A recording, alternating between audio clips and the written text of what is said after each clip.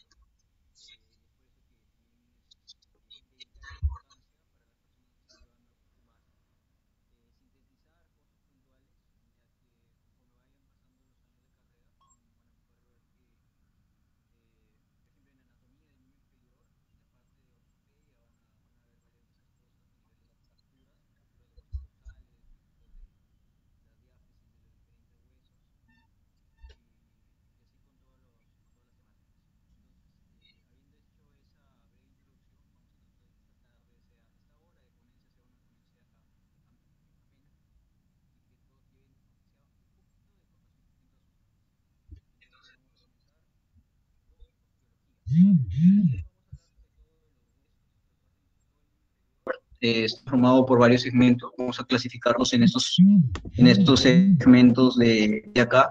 Acá podemos tener la cadera, el muslo, que está conformado sobre todo por la diáfisis del fémur.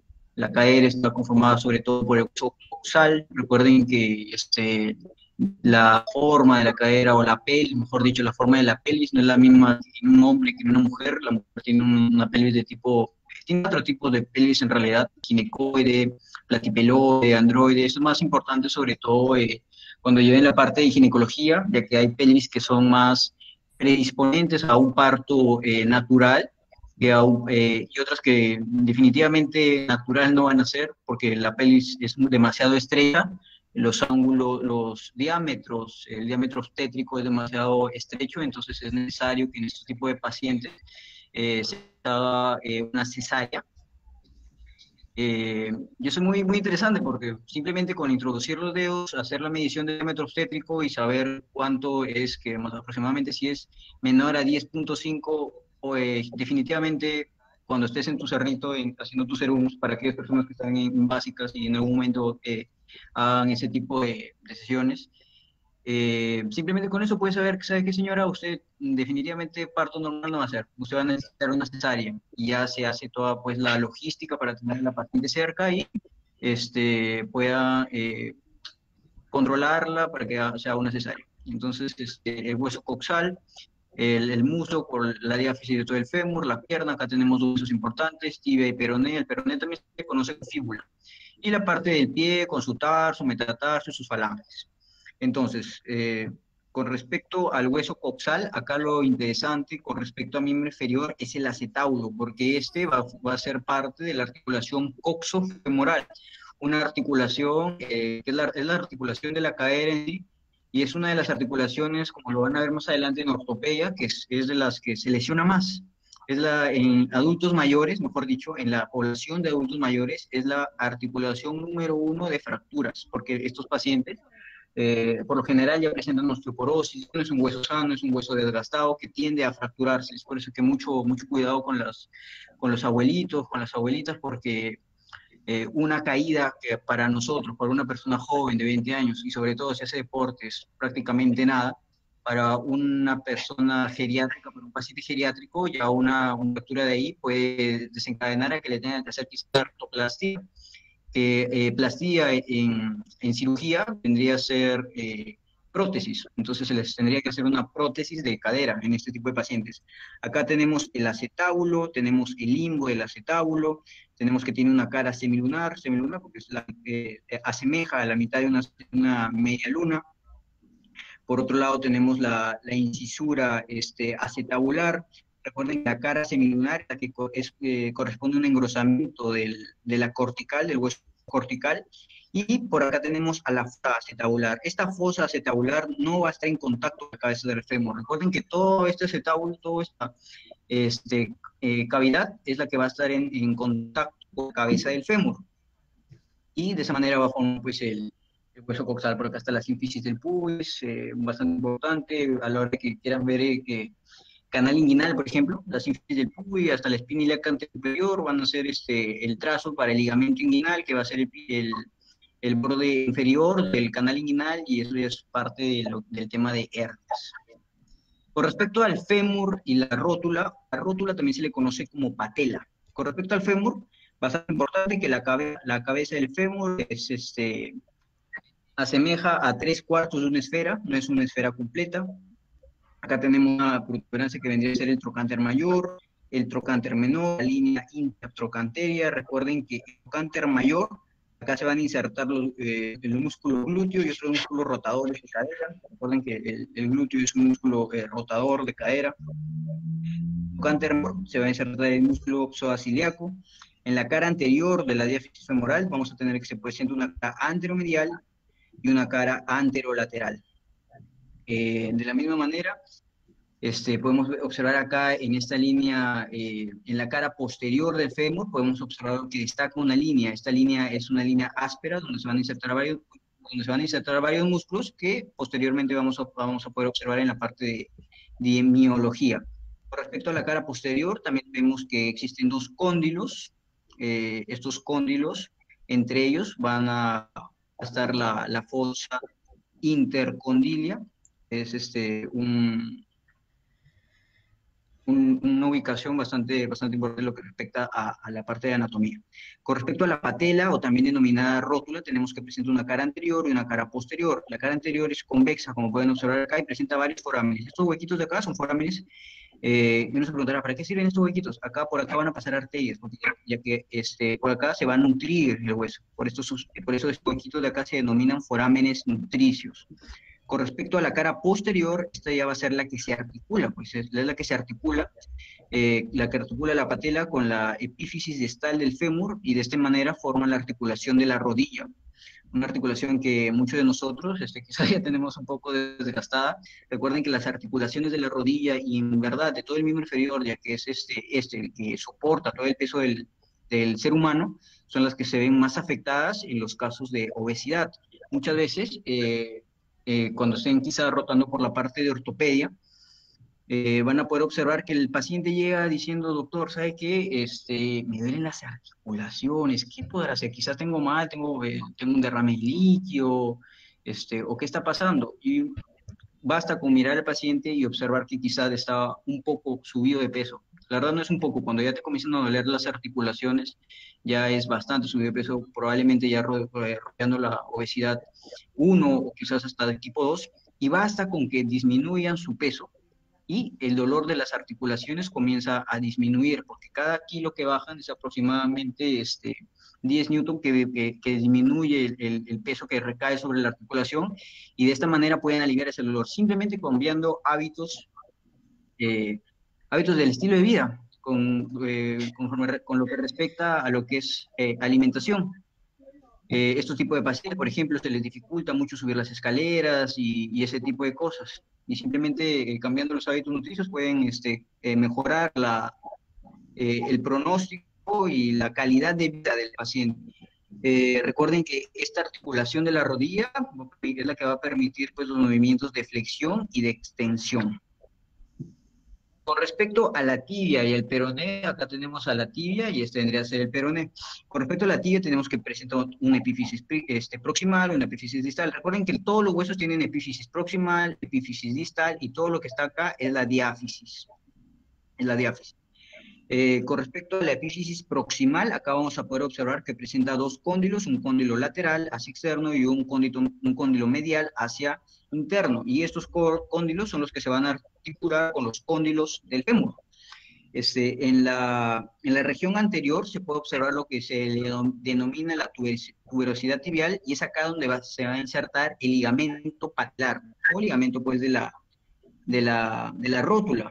Esta va a permitir una extensión de las fibras. Esta va a ser, mejor dicho, este ligamento patelar va a ser una extensión del cuádriceps, del tendón del cuádriceps. El cuádriceps va a estar formado por cuatro músculos, como vamos a observar más adelante en la parte de miología, los bastos, y los bastos lateral, el intermedio y el medial. Por otro lado, tenemos en la epífisis distal, esta parte de epífisis distal, acá vamos a poder observar una superficie articular, eso que está marcado con las flechitas vendría a ser la superficie articular, y esta es la que va a estar en relación con el astrágalo. El astrágalo es uno de los huesos más importantes del pie, y es uno de los huesos también que, a manera de comentario, que se fractura cuando se le conoce como la fractura del amante, porque antes, en tiempos antiguos, quizás lo han visto quizás en las novelas o ese tipo de cosas, o en literatura muy antigua, que decían que los amantes saltaban por la ventana de su amada, pues, ¿no? Entonces, caían de pie y este era uno de los huesos que se fracturaba, que es el astrágalo, es por eso que se le denominó más adelante la fractura del amante. Y así hay varios epónimos que se utilizan con varios tipos de fracturas, la fractura de la charretera, por ejemplo, a nivel de miembro superior, entre la fractura del boxeador también, el nivel del primer dedo de la mano, es la fractura del boxeador, quizás en la parte de anatomía se lo puede mencionar. Es muy característico, al momento de ver las placas, ven más o menos, y el paciente te puede decir lo que sea, pero más o menos si el doctor ya sabe, un doctor que ya tiene experiencia, y observa ese tipo de fracturas, obviamente no le cree, esto es una pelea. Entonces, se puede, y ahí entra también a tallar lo que corresponde a la temática de medicina legal, pues, ¿no? De médico legal, mejor dicho, que entra a tallar pues, los descartes policiales y ese tipo de cosas. Con respecto al maleolo, esta estructura de acá se le conoce como maleolo tibial, y este va a limitar los movimientos que desvían al tobillo, porque acá van a haber unas articulaciones, unos ligamentos, que son los que van a limitar el movimiento de manera que no se produzca un daño mayor en esta estructura. Con respecto al peroneo, también denominado fíbula, tenemos que presenta una epífisis proximal, o también en la epífisis proximal también se le va a denominar la cabeza, y la epífisis distal va a corresponder al maleolo. Este maleolo también va a aportar estabilidad en la parte lateral del tobillo. Con respecto al pie, este va a estar formado por huesos cortos que van a formar pues lo que se conoce como tarso, a diferencia de la mano, que se le conoce como carpo en la mano. Acá podemos observar varios huesos, uno de los más importantes es el astrágalo, ya que este va a estar en relación con la tibia y va a formar pues, esta articulación, la articulación talocrural, también se le conoce como talar al astrágalo. Esta va a ser una articulación de tipo sinovial bisagra y va a permitir movimientos tanto de flexión y extensión del tobillo. Entonces, este es el astrágalo, acá podemos observar lo que se conoce como el calcáneo. Este es el hueso navicular, por acá podemos observar el cuboide, y acá hay tres cuñas, una cuña lateral, media y medial. Con respecto a estos huesitos de acá que están enumerados, deberían ser los metacarpianos. Al igual que en la mano, estos metacarpianos van a tener tres partes, una base, un cuello y una cabeza. Las partes de acá ya podríamos hablar sobre todo de las falanges, que van a presentar, algunas de esas solo van a tener base y cabeza, no van a tener más que eso, y van a conformar pues las diferentes articulaciones que se van a presentar a nivel del pie. Recuerden que el astrágalo, como mencioné, se va a articular con la tibia, formando la articulación talocrural, algo bastante importante porque tiende a ser bastante fractura, sobre todo en personas que practican deporte. En los futbolistas es una articulación que tiende a ceder bastante y es cuando se tienden a lesionar, sobre todo las personas que practican este deporte. Es un tema bastante visto en lo que respecta a medicina deportiva. Recuerden que esta también es una subespecialidad, si no me equivoco. Con respecto a la artrología, acá vamos a tener una de las articulaciones más importantes, que es la articulación coxofemoral. Esta articulación coxofemoral vendría a ser una sinovial esferoide. Esta va a presentar un ligamento intraarticular, que es el ligamento de la cabeza del fémur. Es bastante importante este ligamento porque una vez que por este ligamento va a contener una arteria, que es la arteria del mismo nombre, es la arteria de la cabeza del fémur. Y como contiene esta arteria, cuando tiende a hacer necrosis muy rápidamente, porque si se le corta pues el flujo sanguíneo a esta articulación a través de la arteria nutricia, tiende a hacer isquemia. Isquemia, necrosis, y inminentemente se le va a tener, inevitablemente se le va a tener que hacer una prótesis, porque este hueso se isquemia, no le llega oxigenación, no le llega sangre, no le llega riego a este tejido, y como cualquier tejido sin riego tiende a isquemizarse y habría que reemplazarlo en ese aspecto. Además, esta tiene un reforzamiento, está reforzado por 3 ligamentos, como pueden observar acá. Hay ligamentos que se pueden observar desde una visión anterior, y también hay ligamentos que se pueden observar desde una visión posterior. Desde una visión anterior podemos ver que tenemos el ligamento iliofemoral, que está conformado por 2 fascículos, y también el ligamento pubofemoral. Y por la parte posterior vamos a poder observar un solo ligamento que se le conoce como ligamento isquiofemoral. Como les mencioné en un inicio, recuerden que la cabeza del fémur se va a articular con la cara semilunar del acetábulo del hueso coxal. Con respecto a la articulación patelofemoral, o también denominada pues rótulo femoral, esta va a estar en relación entre la cara patelar del fémur y la cresta posterior de la patela o de la rótula. Esta articulación va a ser una articulación de tipo sinovial bisagra, con movimientos tanto de flexión como extensión. Sobre todo esta articulación se ve bastante en personas que practican deporte, cuando hacen, por ejemplo, sentadillas, cuando hacen extensión de cuádriceps y ese tipo de cosas. Vamos a poder observar que se pueden ver 2 tendones, o tendón del cuadrado del ligamento patelar. Acá también podemos observar lo que es la articulación femorotibial entre los cóndilos de la tibia y los cóndilos del fémur. Acá podemos observar estas estructuras que se pueden observar acá, vendrían a ser los meniscos, unas estructuras bastante importantes, porque es una patología, la lesión de los meniscos es una patología bastante frecuente y que la pueden observar sobre todo en la parte de ortopedia. Esta articulación femorotibial es una articulación sinovial elipsoide, y al ser incongruentes, o sea, estos meniscos, cuando uno dice que son incongruentes, que son asimétricos, como pueden observar, uno es más grande y otro es más pequeño. Esto es muy importante porque el menisco medial va a soportar muchas más cargas que el menisco lateral. Esta es una pregunta bastante interesante, porque yo recuerdo cuando llevé anatomía en segundo ciclo, me la preguntaron cuál era la diferencia entre ambos meniscos y cuál era el más pequeño y cuál era el más grande. Con respecto a la cara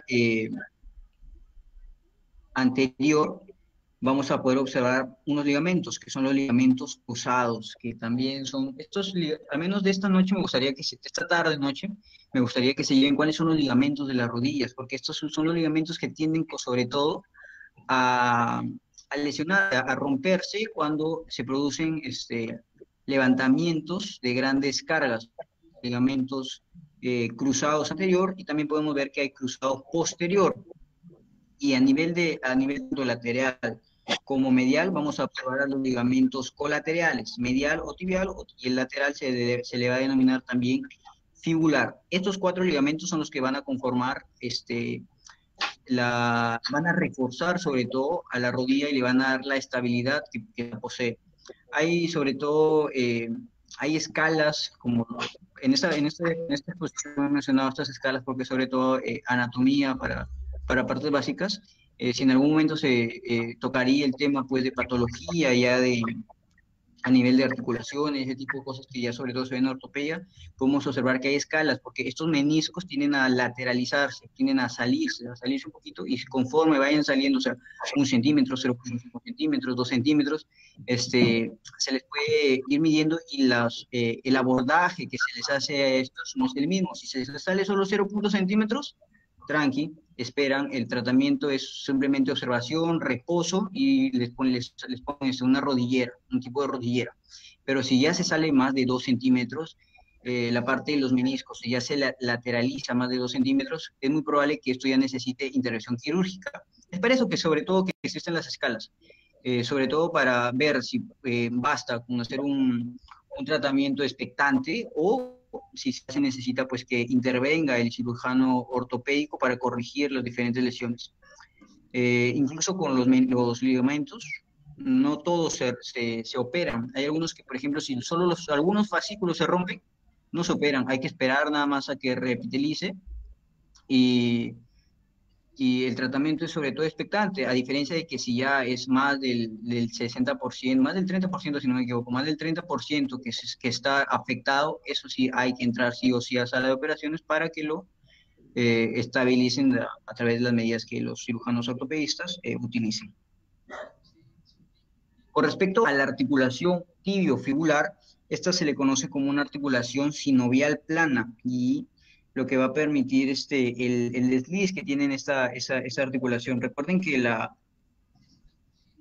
articulación tibio-fibular es una sindesmosis. Esta parte de acá, esta membrana que pueden observar acá, se presenta entre las dos diáfisis de la tibia y peroné a través de una membrana interósea. Esta membrana es una membrana ósea que se le va a conocer como una sindesmosis. Este es el tipo de articulación que presenta la tibia con el peroné.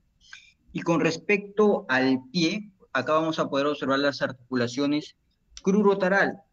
Recuerden que el pie tiene un montón de articulaciones. Mencionarlas acá sería extendernos demasiado. Lo que me interesa que sepan es que hay articulaciones tanto entre la fíbula y el talo, entre la fíbula y el calcáneo, que son las que se pueden observar en la parte lateral, y en la parte medial podemos observar que hay articulaciones entre la tibia y el hueso navicular, entre la tibia y el talo y entre la tibia y el calcáneo, pero a nivel medial.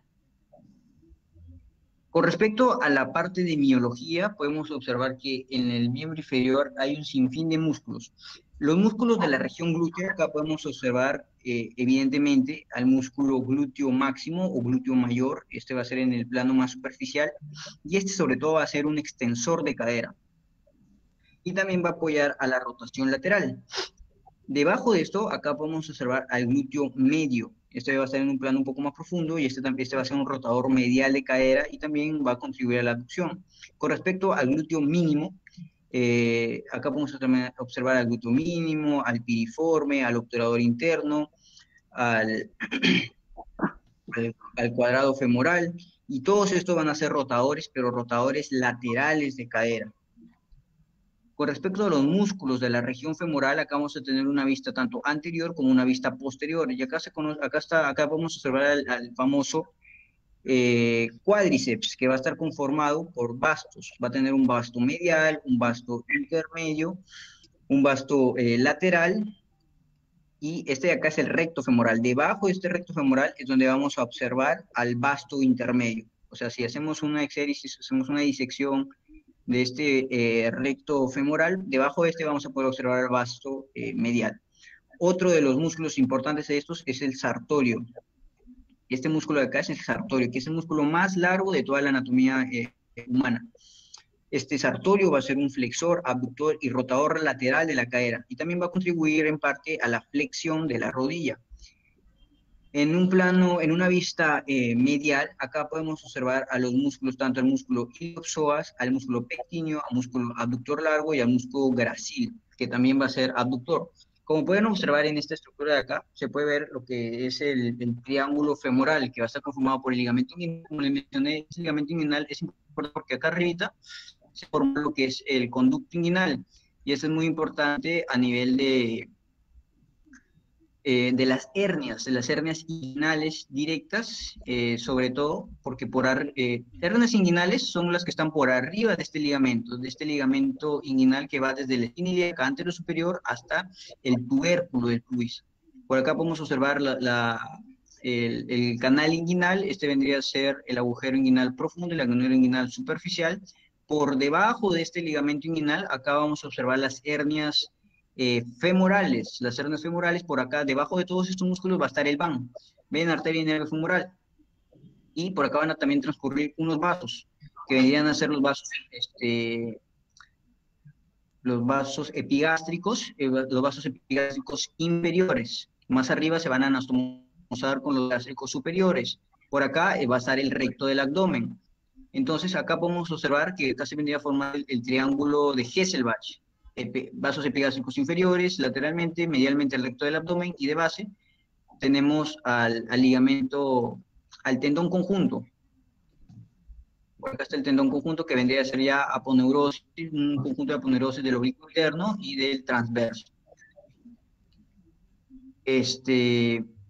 Acá podemos observar el triángulo de Hesselbach. Dentro del triángulo de Hesselbach vamos a ver a las hernias inguinales directas y por fuera a las hernias inguinales indirectas. Esto no era la temática de hoy, pero ya lo quise mencionar como para que lo sepan y sepan diferenciar entre cuándo hablan de hernia inguinal directa y una indirecta. La indirecta sobre todo es en niños, porque acá esto queda abierto y por acá había peritoneo y por acá había las vísceras y como esta partecita estaba abierta, por acá se introducía y podía llegar incluso hasta el escroto. Y acá se le hace pues el diagnóstico diferencial con hidrocele y también con cuando criptorquidia, cuando el escroto no desciende, el testículo, disculpe, el testículo no termina de descender ya que el canal inguinal está ocupado. Recuerden que el testículo primero está en una región, una región abdominal y luego con el paso del tiempo, conforme va madurando el embrión, desciende hacia la bolsa escrotal. Ya. Otra cosa importante es con respecto al triángulo femoral, que va a estar conformado por el ligamento inguinal, por abajo va a estar el abductor largo y por acá va a estar el sartorio. Como pueden observar, acá se forma un triangulito. Acá se forma un triangulito y este va a ser el triángulo femoral. Este es importante porque va a contener, como lo mencioné, al van femoral, la vena, arteria y nervio femoral, y también va a contener a linfanodos inguinales. El piso de este triángulo va a estar conformado por el iliopsoas, que es un extensor de cadera, y por el músculo pectíneo, que va a ser un abductor. El músculo pectíneo, por acá también hay un ligamento, que es el ligamento pectíneo o el ligamento de Cooper. Y por acá, en la parte posterior, también se puede observar lo que es el ligamento de Gimbernard o ligamento lacunar. Y esos van a ser importantes porque cuando hay debilidad de estos ligamentos, tanto de Gimbernard como de Cooper, es donde van a protruir o van a ser más fácil que protruyan por ahí las hernias inguinales. Por acá atrás va a haber un agujero que es el agujero femoral. Y por ahí van a protruir las hernias femorales. Recuerden solo que por arriba el ligamento inguinal, hernias inguinales, por debajo hernias femorales. Medial a los vasos epigástricos inferiores, hernias inguinales directas, y lateral a los vasos epigástricos inferiores, hernias inguinales indirectas. Listo. Si se van con eso hoy a su casa, yo estoy feliz. En un plano ya un poco más profundo al cuádriceps y al sartorio, ya podemos observar a los abductores, abductor largo y abductor corto. El abductor mayor más el obturador, también se puede observar el obturador interno. El obturador interno va a ser pues un rotador lateral de cadera. El abductor mayor sobre todo va a formar un anillo tendinoso en la parte de acá, que va a conocerse como el hiato de los abductores. Es acá donde se va a convertir, pues, una vez que las arterias van hacia abajo, una vez que pasa por el hiato de los abductores, la arteria femoral, pasa el hiato del abductor y es donde va a cambiar su nombre a arteria poplitea, e igual la vena que viene de abajo como vena poplitea, pasa por el hiato del abductor y se va a comenzar a llamar vena femoral. Recuerden que las arterias van de arriba hacia abajo y las venas van de abajo hacia arriba, llevando todo el drenaje, porque para eso sirven las venas, para un drenaje, el drenaje venoso. Con respecto a la parte posterior, acá ya vamos a tener a los músculos isquiotibiales, tanto medialmente vamos a tener en la parte más superficial al semitendinoso, en la parte más profunda al semimembranoso, y en la parte lateral, sobre todo en la parte lateral, vamos a tener en la región superficial a la cabeza larga del bíceps femoral, así como hay un bíceps a nivel del brazo, en el miembro superior también hay un bíceps en la pierna, en el miembro inferior, que se conoce como bíceps femoral. Y en la parte profunda, en la parte ya más profunda, quitando todos estos músculos que están por encima, podemos observar a la cabeza corta también a la cabeza corta de lo que se conoce como bíceps femoral. Este triángulo va a venir a ser el rombo popliteo, se le conoce como el rombo popliteo, por donde van a discurrir los vasos popliteos. Con respecto a los músculos ya de la región crural, en estos vamos a tener igual una parte anterior, una parte lateral y una parte posterior. La parte posterior es más facilita porque acá son tres. Los dos gastronemios y por debajo de estos gastronemios va a estar el sóleo y La extensión de estos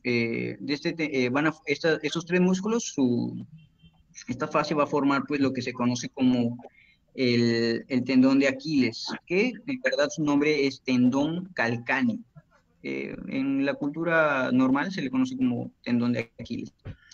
En la parte posterior vamos a observar que de medial a lateral se pueden ver el tibial anterior, el extensor largo del hallux, o también denominado extensor del dedo, Es que nuestro... y el extensor largo de los dedos. Recuerden que el tibial anterior es un músculo dorsiflexor y este va a elevar la punta del pie, o sea, va a ejercer una dorsiflexión, que es la flexión del pie sobre sobre su dorso. Este tendría que ser el dorso del pie y esta va a ser la punta del pie, ¿no? Por eso se conoce como dorsiflexión. Con respecto a la parte lateral, acá vamos a tener que se encuentra la parte del fibular largo o del tibial largo. En la parte superficial y en la parte profunda vamos a encontrar el músculo fibular corto. Y en la parte posterior, como le mencioné, los dos gastronemios, tanto medial como lateral, y debajo de este va a estar el músculo sóleo. Los tres van a formar pues el tendón calcáneo, o también denominado tendón de Aquiles.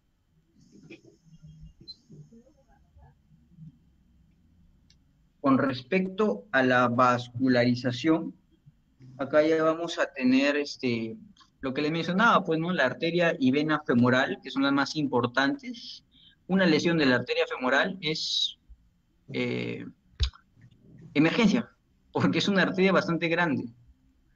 Entonces, una lesión en esa parte tiende a sangrar demasiado. Es por eso que una persona se puede morir por una lesión de la arteria femoral, por el diámetro que esta presenta. Entonces, podemos observar acá el ván femoral, vean arteria y nervio. Con respecto al nervio femoral, este va a inervar sobre todo al músculo cuádriceps, también a una parte del tracto iliotibial y al músculo sartorio. En la cara posterior vamos a poder observar al nervio isquiático. Este va a emerger del piriforme recorriendo sobre todo la cara posterior y media del muslo glúteo, y luego va a expandir fibras. Estas fibritas que ven por acá van a expandir fibras terminales en el rombo, o también denominada la fosa poplitea. Esta es la fosa poplitea, es un rombo que se forma. Esta es una pregunta que tienden a hacer bastante. Acá están los gastronemios. ¿Cuáles son los límites del rombo popliteo? Acá están los gastronemios, semitendinoso y semimembranoso. Punto.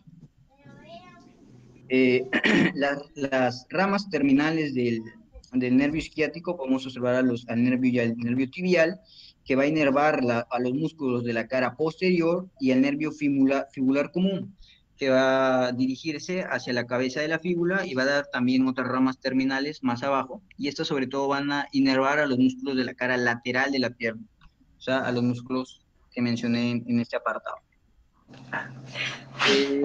Con respecto a la arteria y vena poplitea, estos, luego de pasar sobre todo por el anillo de pasar, mejor dicho, a través del anillo del sóleo, van a dar ramas. Estas ramas van a ser las ramas tibiales anteriores y las ramas tibiales, la rama tibial posterior. Y luego, esto más abajo ya se va a denominar pues la que va a originar a la arteria fibular, la cual va a irrigar a los músculos de la cara lateral. Gustavo, Con respecto a... ¿Qué pasó? sí, hola, disculpa que te corte. Creo que estás usando un puntero. Los chicos me dicen que no se nota. ¿Puntero? Sí, por lo que estás explicando. Ah, estaba acá. Ya. Ujú. Ya igual ya vamos a terminar. Con respecto a las venas superficiales, acá recuerden que tenemos dos venas que son muy, muy importantes. A la vena safena magna y a la vena safena parva. O también se le conoce pues mayor, magno sobre todo es mayor y menor.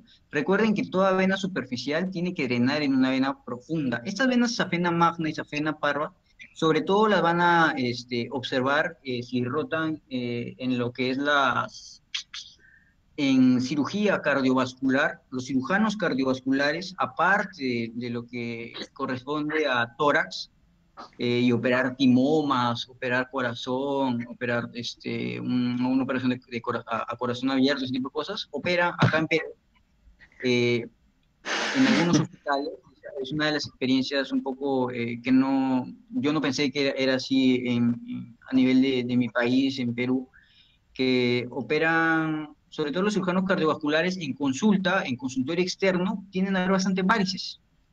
Llega a un cirujano cardiovascular, sobre todo pacientes por varices. Cuando llega un paciente por algún timoma o alguna metástasis quizá, o alguna afectación de nivel cardíaco o a nivel pulmonar, es alegre, diría, quizás, porque sobre todo cuando yo roté por cirugía cardiovascular, observé que de 20 pacientes, que es lo que le piden de mínimo a todos los doctores de ahí, 18 venían por varices, y esos operan acá a nivel de Piura al menos, operan varices. Hacen safenectomías, cortan varices y restauran el flujo que se ve a veces está en éstasis. Y sobre todo, si algo tienen que aprender en semiología con respecto a las venas superficiales del miembro inferior, es para poder observar si existe tortuosidad de estas venas, que sobre todo en estos pacientes sí se les realiza la safenectomía cuando ya están en estadios bastante avanzados o cuando ya producen demasiada clínica. Eh, pero en pacientes que recién están empezando, sobre todo les piden que se vendarse de noche, se vendan del pie hacia unos dedos por debajo de la rodilla y duermen con esas vendas. Y ese vendría a ser el tratamiento de las varices, y que lo ve un cirujano cardiovascular. A manera personal, yo tenía algo, o sea, yo lo tenía un poco más arriba, pues, el cirujano cardiovascular, porque es una especialidad bastante reconocida, quizás en países primermundistas, mucho más reconocida que acá en Perú. Es una especialidad muy, muy bonita, muy interesante, porque es otro mundo. Recuerden que ellos operan vasos, operan arterias, operan venas, y entonces ellos ya se van al lado un poco más microscópico, incluso operan con unos lentes especiales al momento de que hacen estas afenectomías, pero acá en Perú sobre todo en varices. O sea, hay pocos casos que son interesantes. La mayoría, lo malo quizás de todo este sistema es que los casos verdaderamente interesantes los derivan a Lima, al hospital, a hospitales de cuarto nivel, o sea, que ya tienen mucho más indumentaria. Acá en Piura al menos no se ven tantos casos de esta índole, pero es bien bonito esa parte. Entonces recuerden que toda vena superficial va a drenar en una vena profunda. Con respecto a las venas superficiales, la vena safena magna va a drenar a las caras mediales, tanto del pie, de la pierna y del muslo. Y la vena safena menor, o también denominada parva, esta va a contribuir al drenaje de la sangre de la piel, de las caras laterales y posteriores de la pierna. Y luego, drena pues la sangre sobre la vena poplitea. Por eso les mencionaba que acá está, toda vena superficial va a terminar en una vena profunda. En caso de la vena safena parva, esta va a terminar en la vena poplitea, y la vena safena magna, esta va a terminar en la vena femoral. Entonces recuerden eso, muy, muy importante, que la vena safena parva o menor va a terminar su drenaje en la vena profunda, en este caso vendría a ser la vena poplitea, y la vena safena magna o mayor va a terminar su drenaje en la vena femoral, como pueden observar acá en estas dos imágenes. Y eso sería todo con respecto a la parte de anatomía. He tratado de coger cosas puntuales, ya que si no nos tomaríamos, esto no sería 1 hora, sino serían 6 horas aproximadamente. Espero que la parte de canal inguinal y tal, les haya quedado un poco claro. Igual, si alguno desea verlo en canal de YouTube, he subido esa parte de las hernias. La parte de cirugía general es algo que me apasiona mucho, me gusta mucho, y he tratado de dar ponencia sobre eso. Muchas gracias por su tiempo y sobre todo por la empatía, porque recuerden que así como ustedes están empezando, yo también soy todavía alumno, y trato de transmitirles lo poco que he aprendido a lo largo de estos 6 años. Entonces, muchas gracias por su tiempo. Esta es la cuenta de Food Science, donde se hacen también algunos de estos proyectos de medicina, sobre todo lo que es basado en evidencia, que es de lo que me encargo yo sobre todo, que es medicina basada en evidencia. Y nada, muchas gracias por su tiempo y espero estar en otra oportunidad. Sí, muchas gracias a ti, Gustavo, por esta increíble ponencia. Sí, la verdad que los chicos les ha gustado. Creo que todo ha quedado claro, entonces si no esperaríamos un minuto a ver si los chicos tienen alguna pregunta. Y bueno, chicos, de nuevo los invito a seguir. El post ahorita lo van a pasar por el chat. Los invito a seguir a los organizadores que son Make en Progreso, Synapsis Maker, Witmap, Make o no soy.p, al ponente que lo encuentra como Food Science,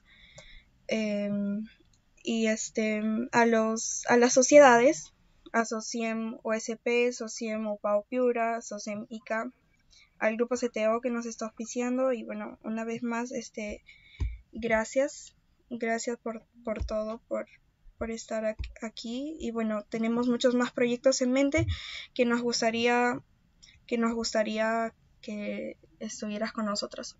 Por cierto, mencionaste la palabra clave. Y me olvidé. La palabra clave va a ser safena, que es esta última palabra.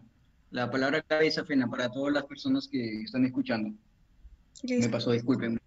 Sí, no, no te preocupes. Safena, ya saben, Safena, la palabra clave, lo escriben con mayúscula y bueno, al menos eso sería todo, chicos. Muchas gracias. Veo que no hay ninguna pregunta.